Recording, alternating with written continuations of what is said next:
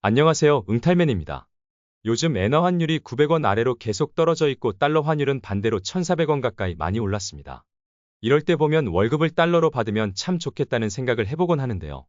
한국에서 직장에 다니면서 달러로 월급을 받을 수는 없지만 달러나 엔화 같은 외화로 배당은 받을 수 있지요. 방법은 모두가 아시겠지만 우리가 가진 원화를 달러나 엔화로 환전해서 미국이나 일본 주식을 사는 것입니다.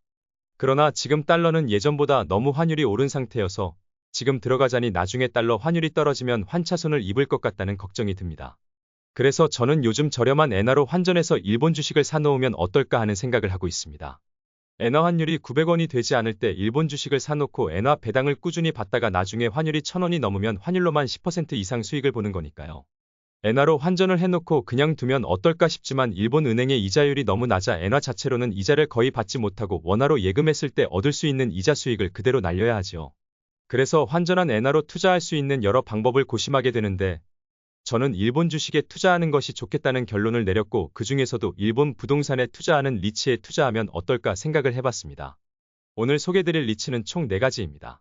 일본 리츠 중에서 시가총액 1위인 니폰빌딩 펀드와 시가총액 3위인 재팬 리얼이스테이트, 그리고 우리나라의 서울, 그 중에서도 핵심지인 강남구에 해당하는 도쿄오구에만 자산을 가지고 있는 모리힐스 리츠, 주거용 리츠인 콤포리아 레지덴셜 리츠입니다.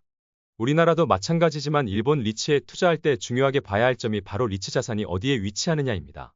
인구가 줄고 점차 지방이 소멸하고 있는 시점에서 굳이 지방에 많은 자산이 있는 리츠에 투자할 필요는 없겠지요. 그래서 도쿄에 주로 자산을 가지고 있는 리츠들만 가져왔습니다. 위에 도쿄 5구와 도쿄 23구를 우리나라에 빗대어 설명드리면 도쿄 5구는 서울특별시 강남구라고 생각해 볼 수 있겠고 도쿄 23구는 조금 더 범위를 넓혀서 서울시 내에서 핵심지인 강남 3구와 용산구라고 보시면 되겠네요. 도쿄 내는 서울 시내, 도쿄 밖은 서울을 제외한 경기도와 지방이라고 보시면 되겠습니다. 가장 먼저 세 번째 줄에 모리힐스를 보실까요? 시가총액이 2,613억엔, 원화로는 2조 1,000억 원이 조금 되지 않는 리츠인데요.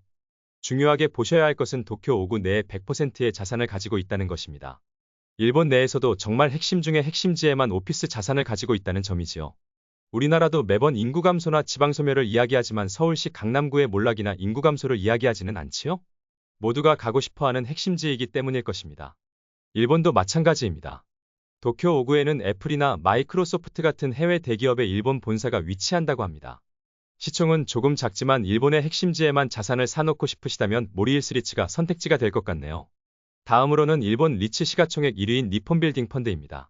오피스 리츠이고 시가총액은 1조 205억으로 9조 1,000억 원이 조금 넘네요. 앞서 말씀드린 도쿄 5구와 23구를 모두 합치면 83.2% 정도가 도쿄 23구 내에 포함되어 있습니다. 도쿄 밖의 자산은 12.7% 정도이네요. 시총도 크고 도쿄 내의 대부분의 자산을 포함하고 있어서 일본 리츠에 투자한다면 가장 무난한 선택이 되지 않을까 싶습니다.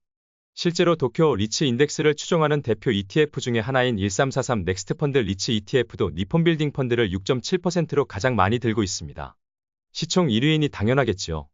1343 같은 ETF에 투자가 몰린다면 자연스레 니폰빌딩 펀드에 유입되는 자금도 늘어나겠지요. 다음으로는 시총 3위인 재팬 리얼이스테이트입니다. 시가총액은 7,640억엔으로 6조 8,700억 원 정도 되고 도쿄 23구 내에 77.5% 정도의 자산을 가지고 있습니다. 마지막으로는 주거용 리츠인 콤포리아 레지덴셜입니다. 도쿄 23구 내에 86.4%의 주거용 자산을 가지고 있어서 오피스 리츠와 함께 섞어 투자하기에 괜찮지 않나 싶습니다.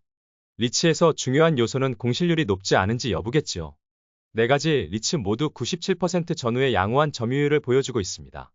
최근 도쿄 핵심지의 오피스 공급이 많이 늘어나서 공실률이 늘어나고 있다는 리포트를 몇 개 읽었는데 리포트에 따르면 2025년 정도면 공급과 수요가 밸런스가 맞게 될 것 같다고 하네요.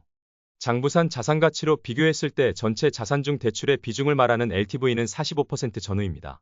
한국 리츠가 LTV를 60%에서 70%까지 높게 유지한다는 점을 비추어 봤을 때 굉장히 안정적인 수치입니다. 평균 부채 잔존 기한도 4년 이상으로 길고 평균 이자율은 0.5% 전후로 우리나라에서는 상상할 수 없는 낮은 이자율로 돈을 빌리고 있네요. 마지막으로 매출과 이익 수치들입니다. 리츠들마다 규모가 다르기 때문에 매출액과 이익을 리츠끼리 비교하는 것은 의미가 없을 것이고 대신 현재 시가총액과 순자산인 NAV를 비교하는 비율은 일반 주식 투자에서 PBR처럼 이용해 볼 수 있습니다. 지금 가장 비율이 낮은 것은 모리힐스로 0.87이고 니폰빌딩 펀드와 콤포리아가 1.0을 조금 넘네요. 제 투자 계획은 마이너스 통장을 모두 갚은 상태에서도 엔화 환율이 900원 미만이라면 오피스 리츠와 주거용 리츠를 하나씩 나누어 담는 것이 어떨까 합니다. 도쿄 23구 내에 상당수의 자산을 가지고 있는 주거용 리츠인 콤포리아와 함께 니폰 빌딩 펀드나 모리힐스 리츠 중에서 하나를 골라 모아가면 나쁘지 않은 선택이 되지 않을까 싶네요. 환율이 900원 미만에서는 계속 환전해가며 분할 매수하고 엔화 환율이 혹시나 1000원을 넘게 된다면 분배금을 원화로 환전해 사용하거나 원화 자산을 사는데 써도 좋겠네요. 오늘은 제가 요즘 관심을 가지고 보고 있는 4개의 리츠를 소개해드렸습니다. 혹시나 더 궁금한 점이 있으시면 댓글로 알려주세요. 오늘도 시청해주셔서 감사합니다.